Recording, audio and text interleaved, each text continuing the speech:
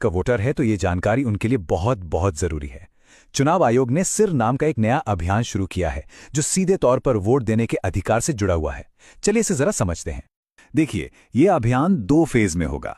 पहला फेज 4 नवंबर 2025 से शुरू होगा, जिसमें बूथ लेवल ऑफिसर्स यानी बीएलओज घर घर आकर वोटर्स की जानकारी को वेरीफाई करेंगे।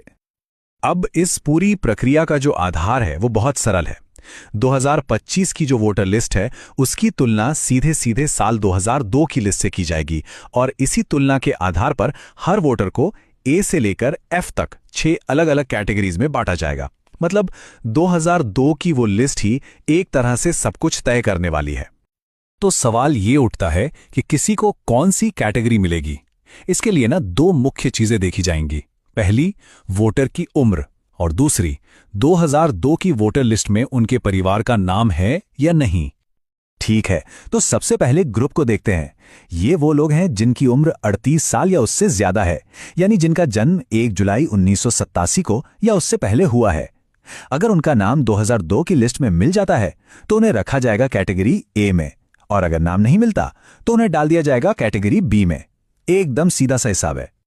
अच्छा, अब आते हैं दूसरे एज ग्रुप पर। यह है 22 से 38 साल के वोटर्स, जिनका जन्म 2 जुलाई 1987 से 2 दिसंबर 2004 के बीच हुआ है।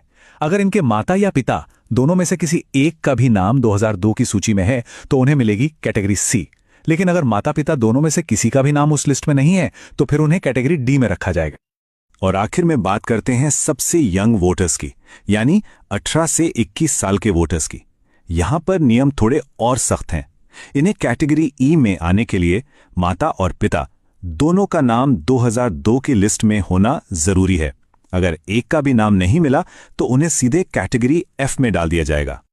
तो ये जो A B C D categories हैं, इनका आखिर मतलब क्या है? इसका जवाब मिलता है हमें दूसरे फेज में। आपकी कैटेगरी ही ये तय करेगी कि आपको अपना वोट देने का अधिकार बनाए रखने के लिए कौन से और कितने डॉक्यूमेंट्स जमा करने पड़ेंगे, और कुछ मामलों में अपना वोट देने का अधिकार बचाने के लिए इतने डॉक्यूमेंट्स तक देने पड़ सकते हैं। चलिए इस टेबल को जरा ध्यान से समझते हैं। अगर कोई कैटेगरी ए में है तो बहुत बढ़िया, उन्हें कोई प्रूफ नहीं देना होगा।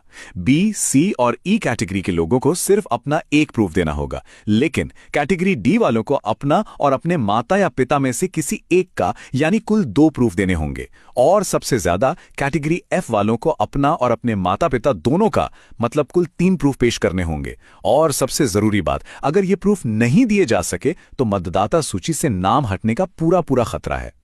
तो अब सबसे बड़ा सवाल, आखिर किया क्या जाए?